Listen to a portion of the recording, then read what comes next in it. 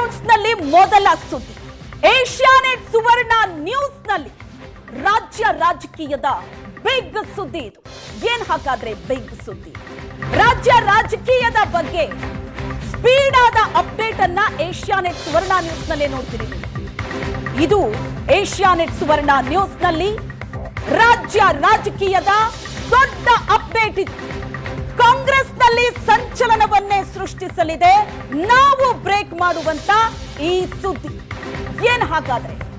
ಕಾಂಗ್ರೆಸ್ನಲ್ಲಿ ಇತ್ತೀಚಿನ ತಿಂಗಳುಗಳಲ್ಲಿ ಸಾಕಷ್ಟು ಡೆವಲಪ್ಮೆಂಟ್ಗಳಾಗ್ತಾ ಇದೆ. ಕಾಂಗ್ರೆಸ್ಸಿನ ಕುರ್ಚಿ ಕದನಕ್ಕೆ ಕಿಚ್ಚೆಬ್ಬಿಸುವಂತಹ ಸುದ್ದಿಯನ್ನ ಏಷ್ಯಾನೆಟ್ ಸುವರ್ಣ ನ್ಯೂಸ್ನಲ್ಲಿ ಬ್ರೇಕ್ ಮಾಡ್ತಾ ಇದೆ. ಕಾಂಗ್ರೆಸ್ನಲ್ಲಿ ಕುರ್ಚಿ ಕದನ ಯಾವ ಮಟ್ಟಿಗಿದೆ, ಯಾವ ಹಂತದಲ್ಲಿದೆ ಅನ್ನೋದು ಗೊತ್ತಿದೆ.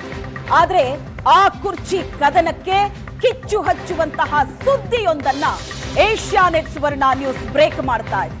ಕಾಂಗ್ರೆಸ್ನಲ್ಲೇ ಸಂಚಲನವನ್ನ ಸೃಷ್ಟಿಸಲಿದೆ. ಈಗ ನಾವು ಬ್ರೇಕ್ ಮಾಡುವಂತ ಈ ಸುದ್ದಿ ಏಷ್ಯಾನೆಟ್ ಸುವರ್ಣ ನ್ಯೂಸ್ನಲ್ಲಿ ರಾಜ್ಯ ರಾಜಕೀಯದ ಬಿಗ್ ಸುದ್ದಿ. ಏನಾಗಿದೆ ಹಾಗಾದ್ರೆ? ಯಾವುದು ಈ ಸುದ್ದಿ? ಸಾಕಷ್ಟು ಡೆವಲಪ್ಮೆಂಟ್ಗಳು ಕಾಂಗ್ರೆಸ್ನಲ್ಲಿ ಆಗ್ತಾ ಇದೆ.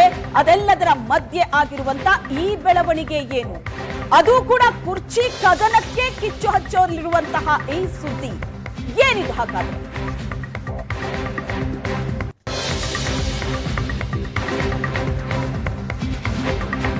ಸದ್ಯಕ್ಕೆ ಕಾಂಗ್ರೆಸ್ನಲ್ಲಿ ಏನಾಗ್ತಾ ಇದೆ? ಹಲವು ವಿಷಯಗಳ ಚರ್ಚೆಗೆ ಬರುತ್ತೆ. ಹೇಳಿಕೆಗಳನ್ನ ಕೊಡ್ತಾರೆ, ಪ್ರತಿ ಹೇಳಿಕೆ ಕೊಡ್ತಾರೆ. ಎರಡು ಬಣ ಇದೆ, ಅದರ ನಡುವಿನ ಜಟಾಪಟಿ ನಡೀತಾ ಇದೆ. ಈಗ ಸದ್ಯಕ್ಕೆ ಕೇಳಿ ಬರ್ತಾ ಇರೋ ಸುದ್ದಿ ಕ್ಯಾಬಿನೆಟ್ ಪುನರ್ರಚನೆ. ಸಿಎಂ ಸಿದ್ದರಾಮಯ್ಯನವರು ಕ್ಯಾಬಿನೆಟ್ ಪುನರ್ರಚನೆ ಮಾಡೋದಕ್ಕೆ ಮುಂದಾಗಿದ್ದಾರೆ. ಈ ಕ್ಯಾಬಿನೆಟ್ ಪುನರ್ರಚನೆ ಬಗ್ಗೆ ಈ ಹಿಂದಿನಿಂದಲೂ ಕೂಡ ಸಾಕಷ್ಟು ಮಾತಿದೆ. ಇದೇ ಬರೋ ಮೇ 23ನೇ ತಾರೀಕು ಕಾಂಗ್ರೆಸ್ ಸರ್ಕಾರ ರಚನೆ ಆಗಿ 2 ವರ್ಷ ಆಗುತ್ತೆ.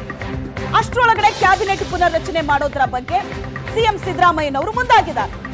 ಓಕೆ, ಅದರಲ್ಲಿ ಏನ್ ಬೆಳವಣಿಗೆ ಆಗ್ತಾ ಇದೆ? ಹಲವು ಮಂತ್ರಿಗಳನ್ನ ಕೈಬಿಟ್ಟು ಹೊಸ ಕ್ಯಾಬಿನೆಟ್ ರಚನೆ ಮಾಡೋದ್ರ ಬಗ್ಗೆ ಮುಖ್ಯಮಂತ್ರಿಗಳು ಇಂಟ್ರೆಸ್ಟ್ ತೋರಿಸ್ತಾ ಇದ್ದಾರೆ. ಕ್ಯಾಬಿನೆಟ್ ಪುನರ್ರಚನೆ ಆಗತ್ತೋ ಅಥವಾ ಕೆಲ ಸಚಿವರನ್ನ ಆಡ್ ಮಾಡ್ಕೋತಾರೋ ಪ್ರಶ್ನೆ ಇತ್ತು. ಆದ್ರೆ ಈಗ ಕೆಲ ಸಚಿವರನ್ನ ಕೈಬಿಡೋದ್ರ ಬಗ್ಗೆ ಸಿಎಂ ಸಿದ್ದರಾಮಯ್ಯ ಯೋಚನೆ ಮಾಡ್ತಾ ಇದ್ದಾರೆ.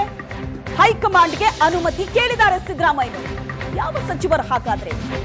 ಡಿಕೆಶಿ ಬಣದ ಸಚಿವರನ್ನ ಕೈ ಬಿಡೋದಕ್ಕೆ ಸಿದ್ದರಾಮಯ್ಯ ಬಣದಿಂದ ತಂತ್ರ ನಡೆದಿದೆ.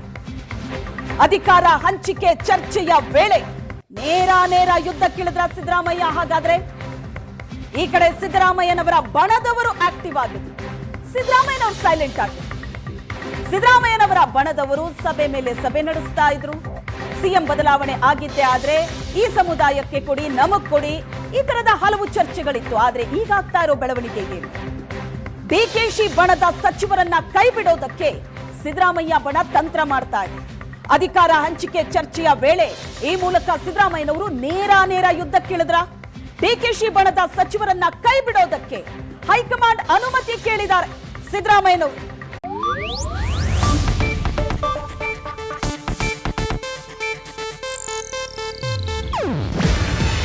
ಇದು ಏಷ್ಯಾನೆಟ್ ನ್ಯೂಸ್ ನೆಟ್ವರ್ಕ್ ಪ್ರಸ್ತುತಿ. ನೀವು ನೋಡ್ತಿದ್ದೀರಾ ಏಷ್ಯಾನೆಟ್ ಸುವರ್ಣ ನ್ಯೂಸ್.